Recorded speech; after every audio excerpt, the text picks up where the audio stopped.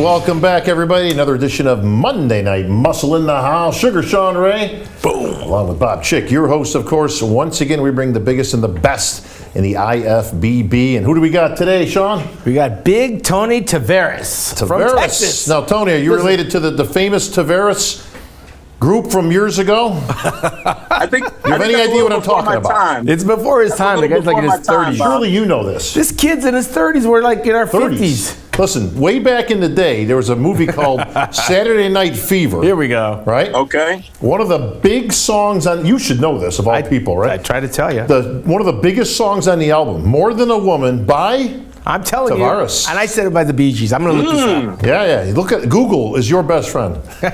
Learn something new. Learn something new today. Yeah, well, these could be relatives of yours. I mean, I think it was a family. There's nobody in that family looking like this kid right listen, here. And, Tony, you've arrived. You have arrived. I was actually awoken by our good friend Lance out there in Texas about your presence. You were there at the New York Pro in Tampa last year. And let's go back to the beginning, because you didn't just fall into this sport of bodybuilding and wind up a classic physique pro. Tell us how this whole physical journey started for you. Yeah, I grew up in a small town in Texas called Groesbeck, Texas. Most people wouldn't know where that thing's at. Sure don't. No. It's a blip on the map, but we were such a small town. I was in a small 3A school. Our mascot was a goat. A goat? That's how small we were. Wow. Not the greatest of all time, a goat. Not to get confused. Yes, a goat, a true goat. And so, that's why, some people will see on my Instagram, I have goat on there. Yeah. Initially people are like, how is he calling himself the GOAT? He hadn't even got started in the sport. But I've been called the GOAT since I was 12 years old because I was the captain of all of our sports teams. So I was just nicknamed the GOAT at 12 years old. All right, that makes sense. When I moved there, we moved from a bulldog, and I looked at my dad and I was like, Dad, this is such a lame mascot. Why did we have to go from a bulldog to a GOAT? And he's like, son, do you not know what GOAT means? That's greatest of all time. I'm like, I like that. So I would use that. Yeah, the actual animal, probably a bad idea. Yeah, not so much. But so I played high school sports. I was big in football. I was a middle linebacker. I was recruited by Princeton and Harvard to go Ivy League. Wow. I ended up staying. Yes, sir. I ended up staying D1. I played at North Texas. So that's kind of where the love of working out. I mean, I was the hardest worker in the gym. I couldn't even lift with the linebackers and running backs. I was lifting with the nose tackles, the DTs and the defensive ends. And I just fell in love with the weight room. So that's kind of where my passion for the sport and lifting and being in the gym with your buddies and growing, the muscle and the physique and the body all started for me. Yeah, and then somewhere along the way, you must have seen a muscle guy. I remember when I was going to the gym, the muscle guys were on the walls. And of course, the muscle guys for me were like Arnold Schwarzenegger and John Brown and the Barbarian brothers. These guys are massive guys, but they had a presence about themselves. What did you see physique-wise that said, hey, I want to go this route? Yeah, I was in the fitness game for quite some time in LA Fitness. So I used to teach selling personal training. So I was always in the gyms. So to your point, I saw a bunch of you guys legends on the gym walls. I saw you, Sean. I saw Arnold. I saw Ronnie, Chris Cormier. Yeah. I mean, and I definitely I loved the classic look and the artistry that you guys showed on the stage. So I was in gyms just selling. I wasn't ever competing, but it caught my eye. Right. And once I freed up in my career and in my business and had a little more free time, I definitely looked to move into the competition realm, which I was fortunate enough to be able to do 3.5 years ago. Well, Tony, you had a pretty quick ascent up there. Your debut show, you finally get to the pros. Obviously, it wasn't that long of a climb for you. You get to the pros, you make your debut. You end up taking runner-up, if memory serves, to Divine Wilson. Was that right? Yeah. Yes. Yeah. Tell us about that. A hell of a matchup. And what was crazy is me and Divine actually train at the same gym. Wow. Destination Dallas. Okay, yeah. Yeah, awesome. Incredible gym. So leading up to the show, I knew Divine was a 2-time Olympian, right? And I knew it was going to be me and him. If I wanted the title, I was going to have to go through him. So we had our eye on each other going into the show. And, afterwards, after the show, we created a great friendship. But, we went toe-to-toe on that stage. Well, that was Savannah, correct? My home away from home, Sean. Savannah, Georgia. And you would go on to compete in the New York Pro. Now people probably told you at that time, well, listen, don't think you're the GOAT at this point, okay? You just took second. That's great. Now you're going to the New York Pro. It's going to be a little tougher, Tony, right? Tougher lineup. And you still ended up taking a top 3 position. Yeah, and what was interesting about that is just a learning lesson. It was my first pro show. I felt like I came in a little bit flat at Savannah. I mean, I came in peeled. I was shredded. That's kind of where I would say I won in certain categories. Right. And I wasn't even signed up to necessarily do the New York Pro the next week. It wasn't even on my mind. My goal was to go into Savannah and take the win, right? I wasn't even thinking a show ahead. So, that Saturday, I mean, I ate a little bit. I had a little fun. I wasn't even set to go to the New York Pro. Sunday comes, I'm in Georgia, and I'm like, what the hell? Let's give it a whirl. Monday, I signed the contract, but I woke up and I was about 30 pounds above my weight due to water and due to a little bit of food that I ate. I was 30 pounds up. I'd never experienced this, and I had never done a show back to back. Right. So I ended up signing, and I was like, what is going on with my body? Right? I was 30 pounds above my cutoff, and I was thinking to myself, man, I look horrible. How am I going to go into the New York Pro and have a showing? You've got 6 days. That was a hellacious week. Yeah. I mean, we had to do everything we could to get in the sauna and pull everything out. And fortunately, I dropped 28 pounds of that water weight and excess just to weigh in at the New York Pro. Yeah, and so I was very happy. What is it? What's the weight that you had to make? What was the weight you had to weigh in at? I had to make 222. Okay.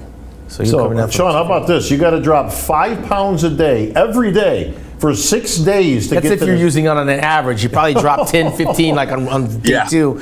But with that being said, was that weighing on you? No pun intended. To make the weight, or were you just concentrating on your appearance?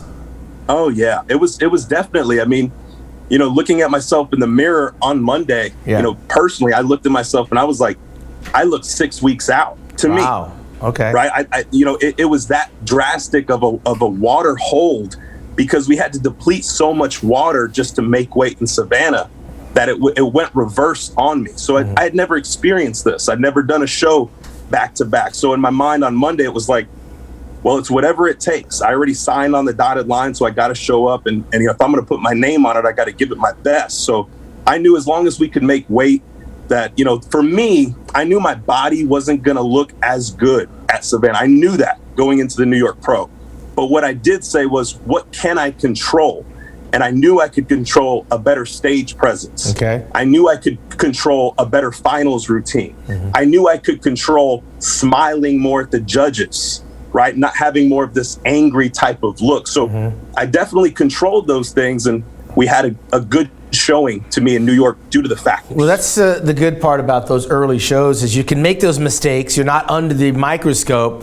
The name isn't so big where people are actually looking for you to do things that you would have expectations to do. For example, it's your second show. You know you're not going to win, and you find these little victories along the way that, as commentators, we don't know your story. All we know is you're holding water. You missed your peak. Right. You've got an angry look on your face. So to make those adjustments is very key, especially in the early part of your career, because clearly, Bob, he's on his way to bigger and better competition. I mean, Divine's good, but this is a very hot division, the classic physique. And the New York Pro traditionally is obviously the best of the best. I mean, this is one of the majors that's out there in terms of competition for the pros. And you had your hands full. That was that Logan Franklin, that show? Yeah. One? We went toe to toe. Logan and I on the stage. We were bumping elbows and giving the crowd a really good time. And me and Logan formed a friendship after that show as well. So I definitely think from Divine and Logan, you know, I gained some respect being new, being a rookie, being my first year. And you're all in Texas, all three of you. Yeah, right. Yeah. Well, you must have beaten some names a lot in that show as well, because New York usually is about 10 deep. Yeah. In terms of quality, you know, of guys that been on the Olympia stage or they're previous winners of pro league events. So this had to be a feather in your cap. Not only did you drop 30. And come in looking right, which again is a feat in itself, because a lot of people, even if you can drop the weight, you know, you're not tight enough or you didn't quite get it all back. It sounds like you pretty much almost nailed Savannah. Yeah, some wouldn't have done it at the New York Pro, I think, you know, based on what I looked like and what I had to go through. And to your point, Bob, I did beat some Olympians in Savannah. I did beat some Olympians, former Olympians in the New York Pro. So it definitely gave me confidence going into year 2, knowing that, you know, I've had 9 months in essence to improve since those first shows. And we've definitely put on 5 to 6 pounds of muscle, and we understand how to peak a little better. And I'm definitely going to have more confidence with my presence and performance. Well, Classic Physique is a different division altogether. So bring us up to snuff. For you to get to the Olympia, you got to win a show, or can you get there on points?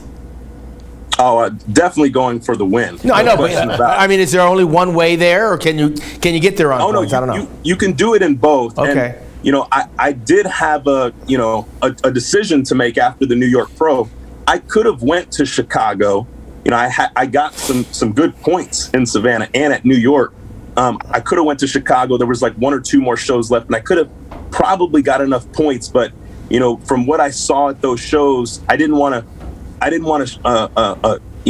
continue on and go to the Olympia and not bring my best. Okay. I thought it would have been just a little too long to drag it from August all the way to December, even if I was to qualify with points. So I made a decision with my team and said, let's regroup. Let's get better. Let's learn from these shows and come back and win our first show the next season and go to the Olympia. I think that was a smart rookie decision, because we saw what happened to Logan. Logan won the New York Pro in Florida, and then, of course, by the time he came to the Olympia in December, kind of ran out of gas a little bit. We're going to talk about the last year's Olympia in just a minute. We're going to take a quick commercial break. Back with Tony Taveras in just a moment. People always ask how I got here. I was willing to work just a little harder than everyone else. Every damn day. If I can have hundreds of hours back, you know I'm gonna grab them. Spending hours prepping chicken, rice, and vegetables, F that. I rely on perfect nutrition. I rely on trifecta. All right, we're back with Tony Taveras, one of the rising stars of the Classic Physique division. Tony, before the break, we were going to talk about the 2020 Olympia. You and I had a conversation at the Olympia, I believe it was. Bring me back to the Olympia and give me your thoughts on it from this past year. Yeah, I thought the Olympia was fantastic. I mean, you know, seeing what was going on in the world. I mean, with COVID and everything, and how the league, you know, stayed diligent and was able to put on a hell of a show and change course and get it done in Orlando was just a fantastic accomplishment in itself. Didn't you just miss out point wise or? Yes. I remember, like I said, you and I having a conversation, and did you miss it by like 1 point or something? It was something very close. Oh, yes, we did. I think maybe I saw you at the New York Pro. It was one of the shows. Yeah.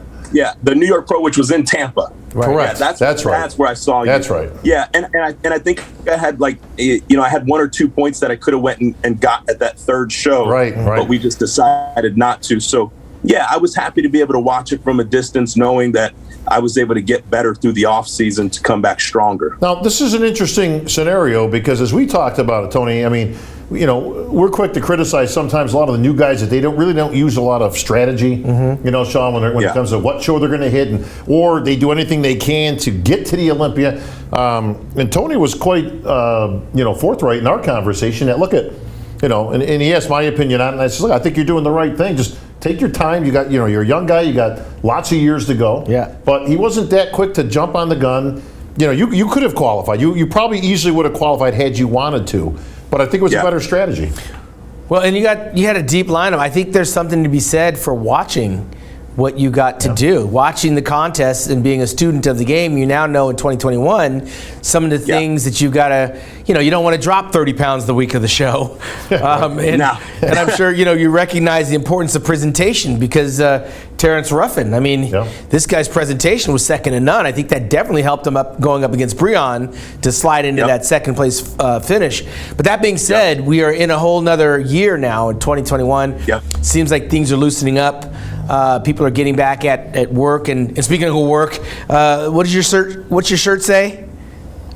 Linear roofing. Yeah, he has a real job. He has a real job. Yeah, on top of the whole bodybuilding thing. I know, right? We're going to get to that. But in terms of the year getting back to normal, did you pick out the show you're getting ready for this year? Yes. So, and I know we talked a little bit ago, maybe a couple days ago. Yeah. And I wasn't for sure on what I wanted to do, but I reached out to a couple of the promoters today, and in line with where I'm at right now, because I'm about 11 weeks out body-wise, we are going to do the Europa right in Dallas, in my home city. No travel. So I talked to Ed, who's putting on the show, and he did say the Classic Pro lineup is going down. So I'm excited to do that one in 11 weeks. Well, great choice. I will be there on the stage, Sean. Yes, you will. Calling the action. So I will be calling your name. That as show the is winner, typically like Father's Day weekend. What's the date of the show?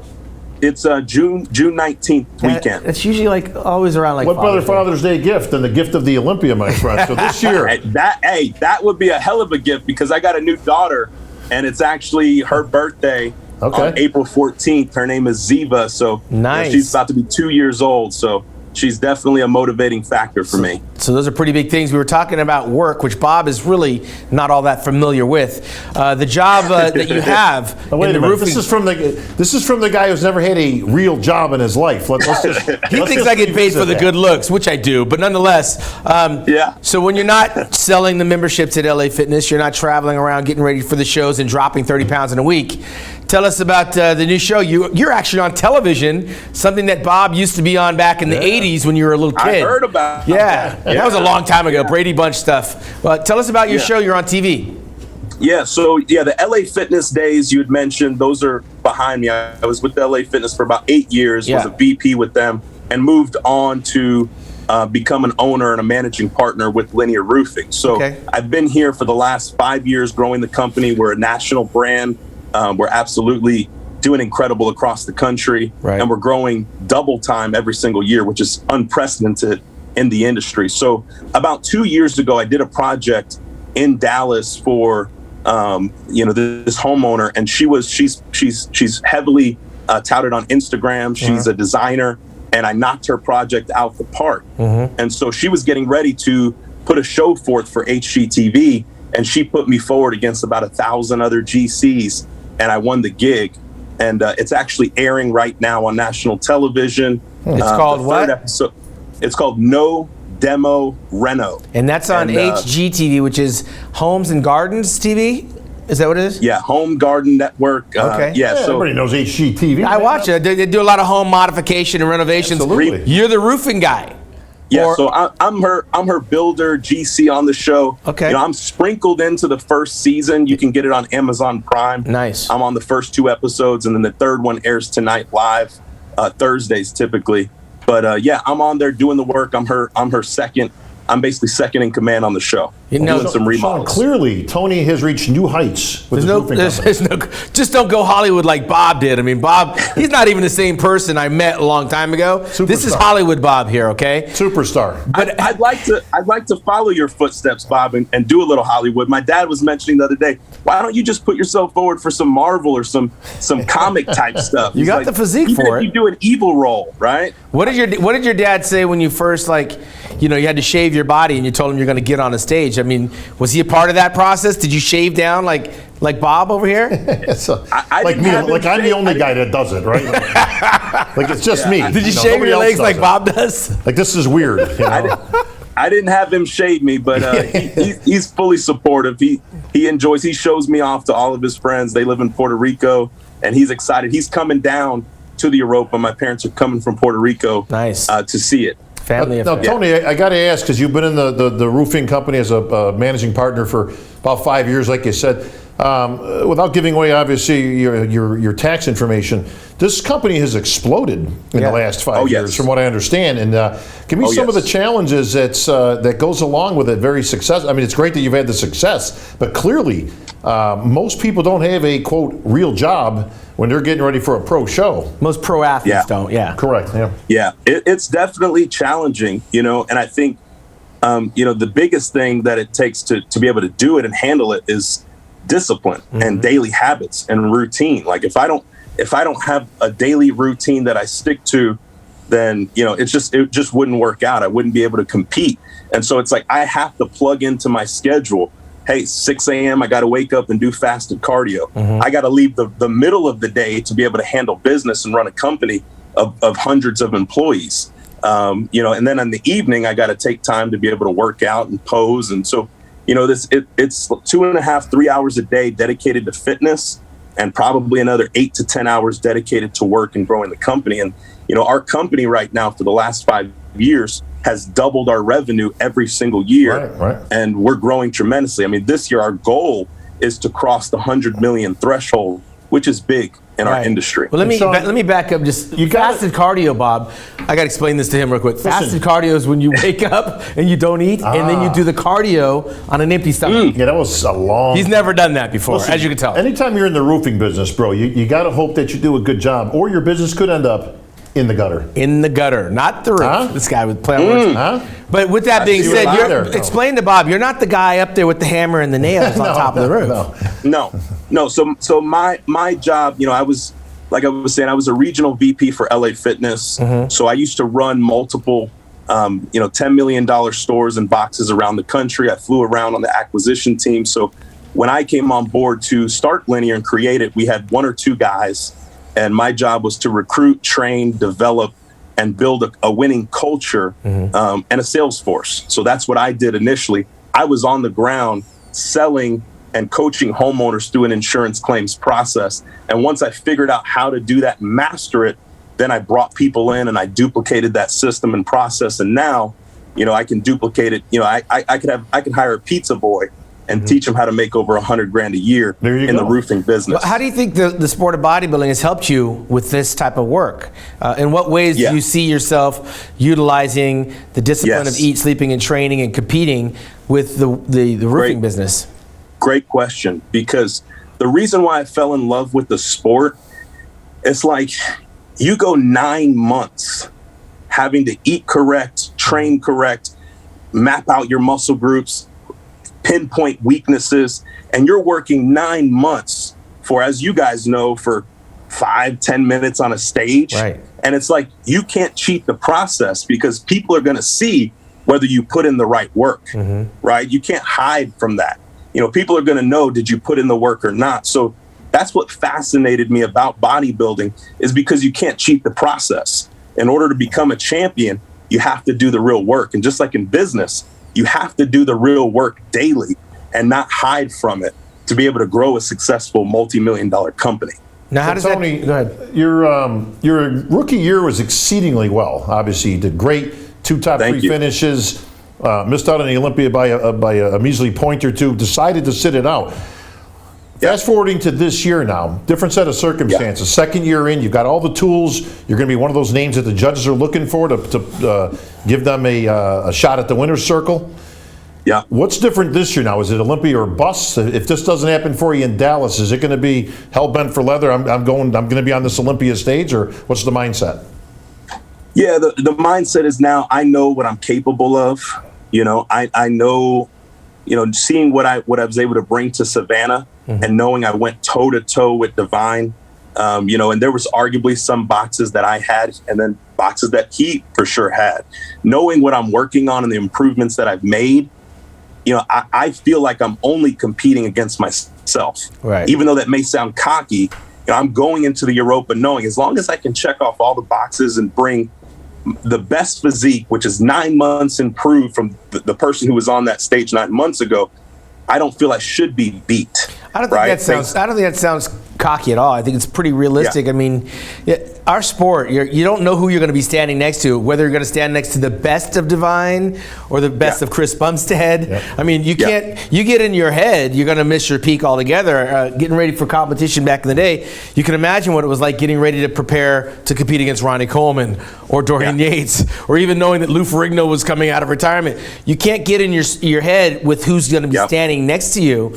You're on the right track in thinking, you got to just bring in the best package you can, and if they show up, great. If they don't show up, then even better. But what are the areas that you want to work on? Because all of us are a work in progress. In terms of your physique, what do you see when you look in the mirror that I got to go back to build up? It's a good question. Coming off of those shows, I knew ever since I started in the sport, my legs needed to come up and my arms needed to come up. I've always had a big chest, a big back, great shoulders, great definition. In all 4 quadrants, I typically can get pretty peeled. Some people struggle, being able to get conditioned in all 4 quadrants. Conditioning is not an issue for me. So coming off of those shows, I knew I needed more development and muscle maturity in my legs, which we, right off of those shows, we were hitting legs 3 days a week. So, okay, this is an area that I got to improve. What do we got to do different?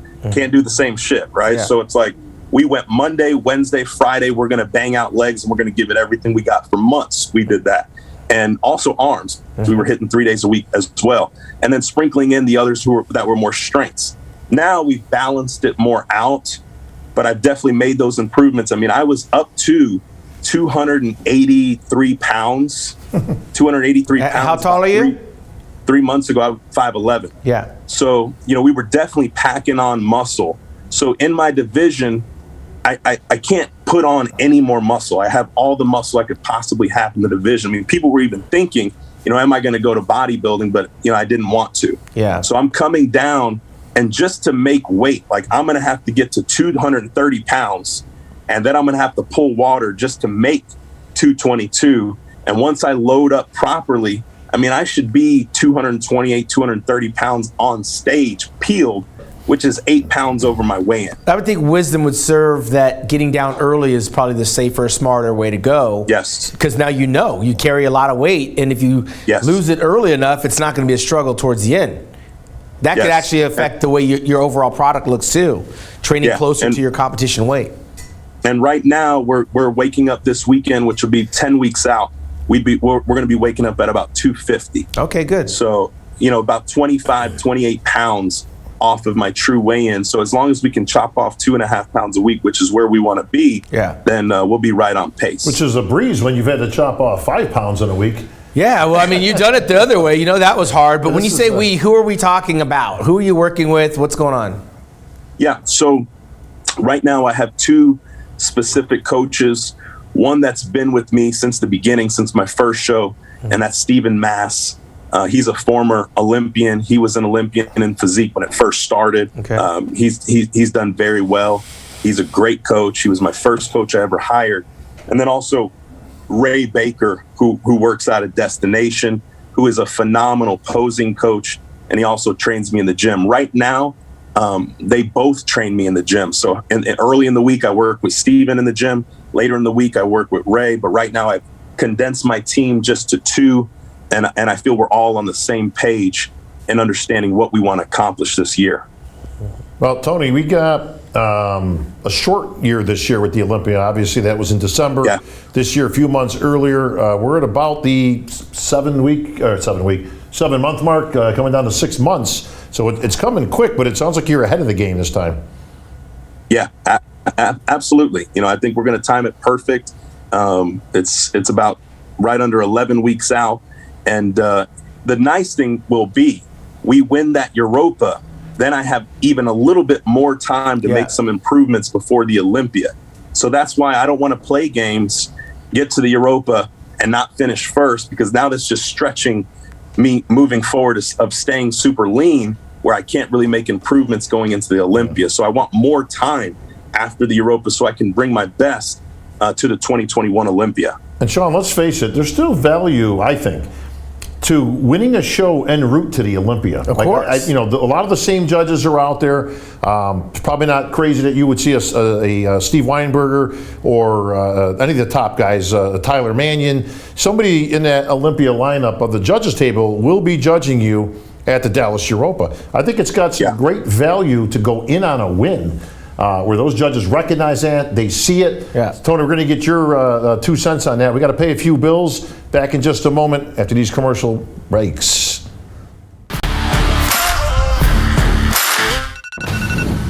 You diet down, train hard,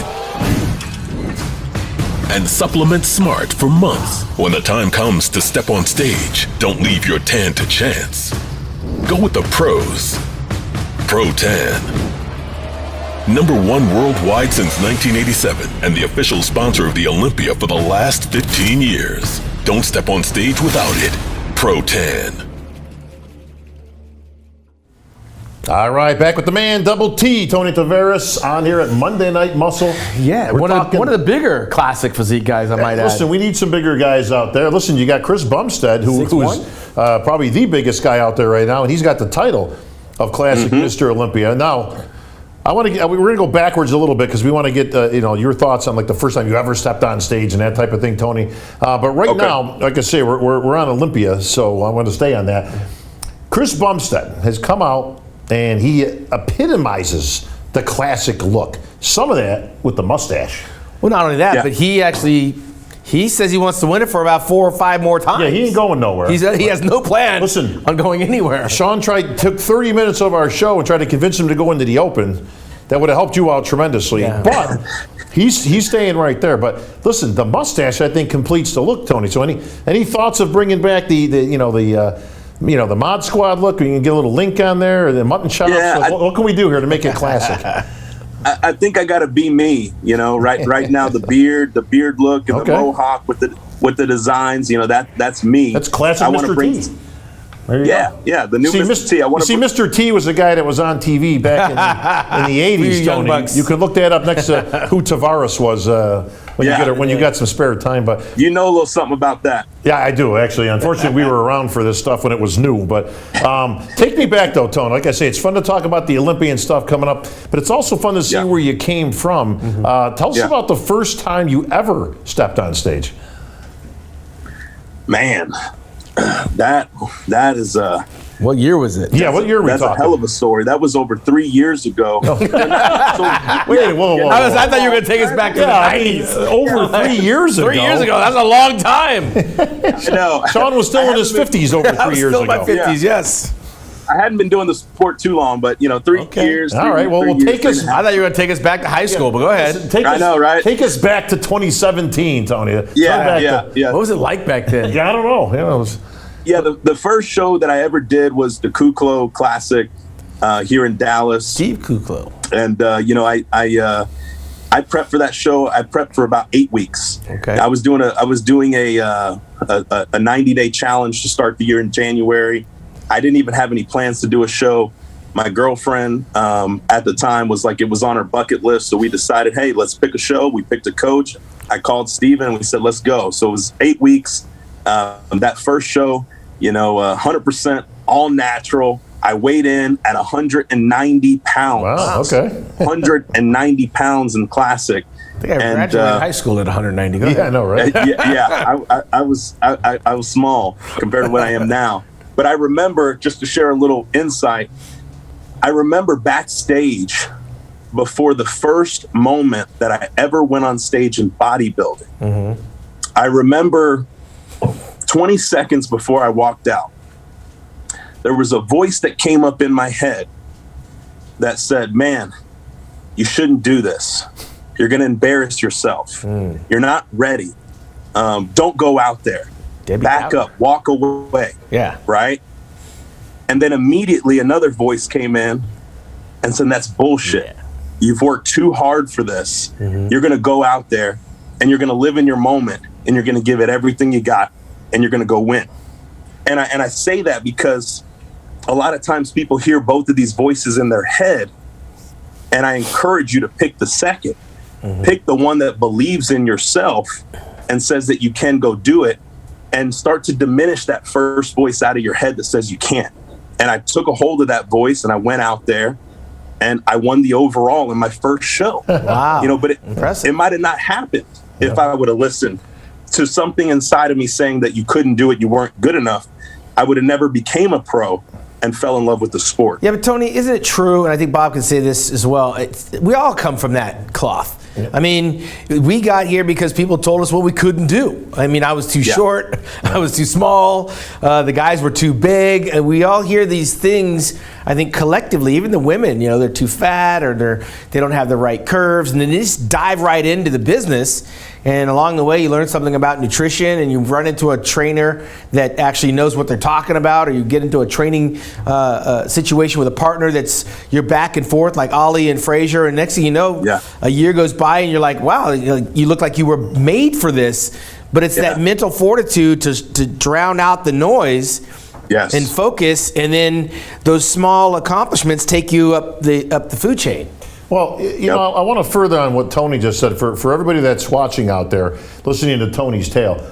Now, this is a guy that's being real with you. Mm-hmm. He's telling you, listen, I got somebody on one side of me, you know, saying, don't do it. You're going to embarrass the devil and the angel type of thing. And don't do it. You're going to embarrass yourself, right? This is the other one saying, nah, man, you worked hard, go for it. This is the guy who won the show. Yeah. This is the guy who won the overall. So for all you out there that are thinking, having similar thoughts, this and that, Tony was that good that he was eventually going to win the show, and he was thinking about pulling out. Yeah. So let this be a lesson to everybody that's watching. All you newbies, all you people getting to the NPC, and even up to you pros, you know, because it doesn't just end once you get a pro card. No, and lesson learned, right? That happens when it comes to food choices, right? Sure. It also happens when you're young and you're coming into the party scene, like your friends are going to a party, and you got to weigh whether or not it's going to interfere with, you know, your training the next morning, and should you have this type of food at night before you lay down to go to sleep? You got to weigh the odds. Is it going to be something good for me, or is it going to be something that's going to slow me down tomorrow morning when I wake up? I mean, that doesn't ever really go away. I mean, even just getting out of bed today, for me, I was like, do I want to go to the gym right now? I got to catch a plane at 11 o'clock, and I do have time to go, but man, this pillow feels nice and soft. I'm like, well, wait a minute, I'm going to have pizza later on today. I better go to the gym. I convinced myself to go to the gym because I want to have the pizza. So these little struggles that we have, and you're talking about, you wanted to win the show, and it came true because you put your mind to it. So that's huge for everyone. It just shows that everybody's got doubts, right? I mean, like I said, this is the guy who won the show. Yeah. So again, for all you out there that are looking to, you know, for a aha moment of, you know, listening to somebody who's now up in the pros, right, gunning for the Olympia. Everybody goes through the same stuff, but just because somebody looks good, when you look backstage and you see a guy and you go, oh man, I don't know, I can't beat that. He's having the same thoughts you are, possibly. Right. Yep. So what does the food intake look like? I mean, you're a big guy. You're 255, 260, and so are we shoveling in 6 meals a day? Are you mixing in some protein drinks here and there? Or So you know, in the off season, I get up to 5,000-6,000 calories a day when I'm packing on muscle. You know, right now we're sitting at somewhere in the mid 2,000s. You know, I'm doing right now 5 meals a day consistently. And right now it's pretty low fat.